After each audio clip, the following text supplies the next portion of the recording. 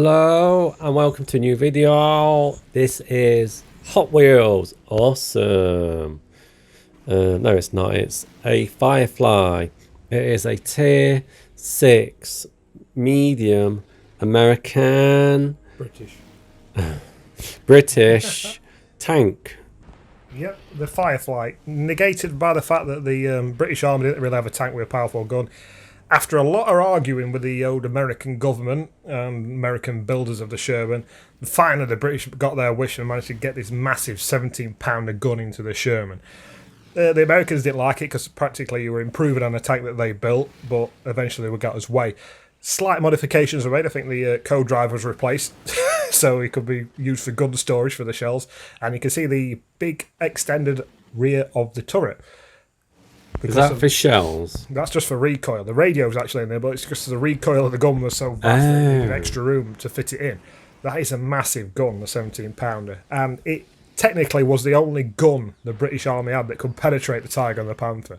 And thus, the Tiger and Panther crews and any anti-tank crews at the time decided that the FireFly, they needed removing it. It became a target. We'll come more into the historical side of things when we get to it, but this is when you get it. It's got the old 75mm gun that you normally get in a Sherman. So quite a high velocity of fire rate, 92 pen 110 damage, which is not great at tier 6 when you come up against tier 8s, but it's stock. What do you expect? Quite a good aim time, 2.1, but the accuracy's woeful, 0.43. Turret armour's not great at 76, and I'm going to be honest with you, that never improves. This is not blessed with armour. A little bit extra power now we get from that right Continental engine, up to 460, which is another issue when we get to playing this tank, but now we've got that 17-pounder gun in there, the Mark 7. Fire rate's still impressive at 12.77. Pen 171 now for 150 damage, and look at the penetration of the premium round for a tier 6 tank, 239, still an impressive 2.1 aim time. Accuracy's improved to 0.38. No improvement you can see on the turret armor, but we have now got 370-metre view range. Signal range is still not great though. 550. Traverse is decent as well on your hull and your turret. But this is where this tank plays completely different to any to the other, Sherman. To the Sherman, to any other medium at tier 6. The only one I think your play style comes close to it is probably the Cheeto, the Japanese medium.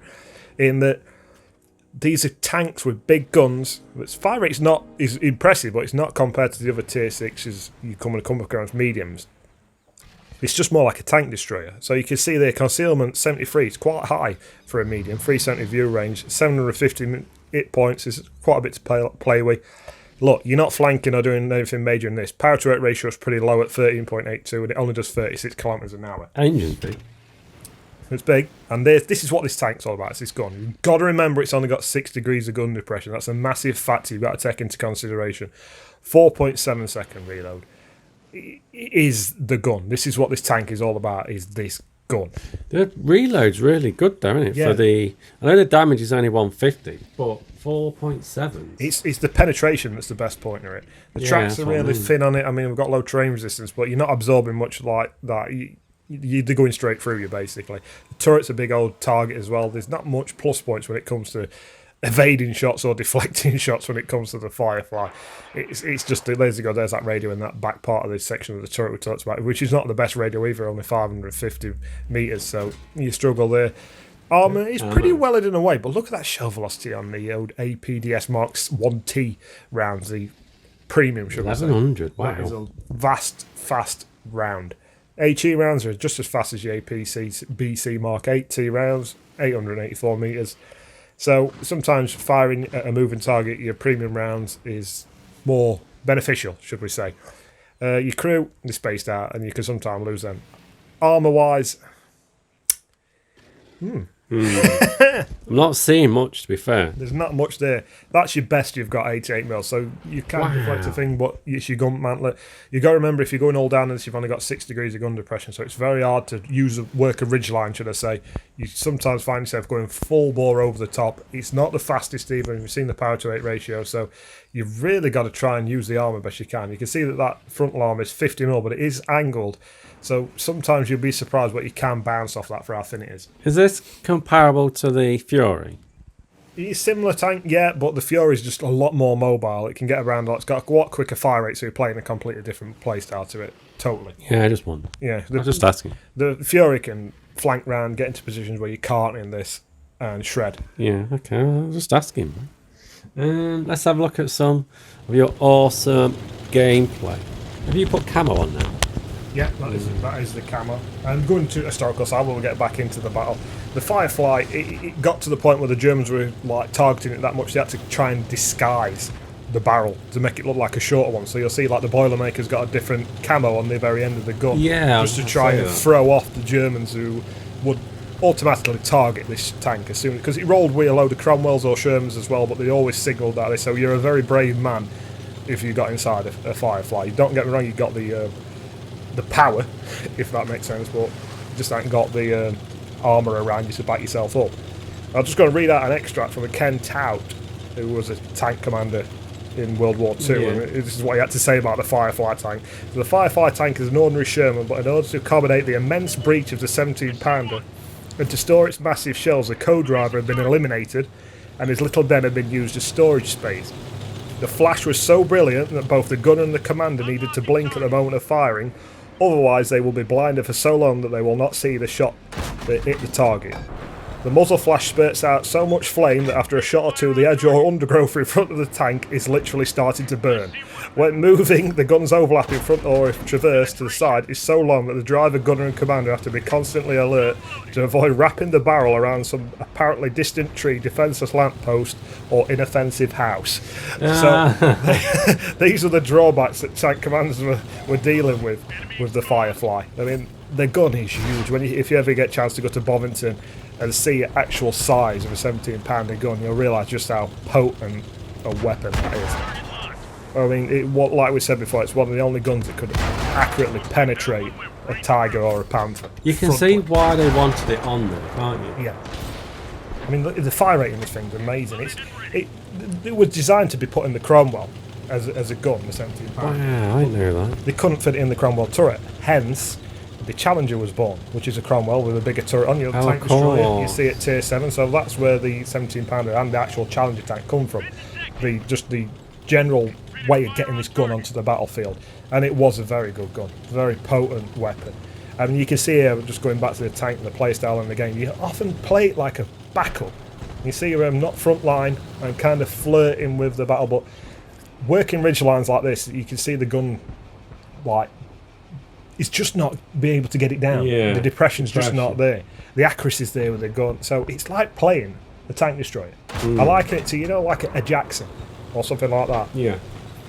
Because of the eye penetration you've got as well, you're not scared to face off against heavy tanks at distance. You can use a little bit of stealth, a little bit of shrubbery or whatever you need to. Look, just can't get that gun down. We've got to go all the way over the ridge line. The aim time's pretty impressive. The damage is good. Yeah, you're never scared. Like you mentioned, the Fury. The Fury hasn't got the penetration to reliably sit at this distance and pick these shots off and penetrate. I mean, it won't have any problem against that Panzer IV-H, don't get me wrong. But other than that, I mean, it's pretty fast. That's pretty accurate though, man. Look at that. The gun's super. This is what this tank is, it's the gun. You've got no armour at all to back you up. So there's no playstyle you can think where you can brawl.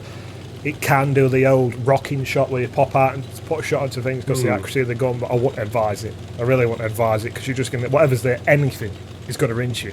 Anything. It's very historically correct then, really. Realistically, isn't it? It plays like it was, if you know what I mean. It is just I mean, this is a pretty even game we've got going on here at this point. We've done 1,000 damage.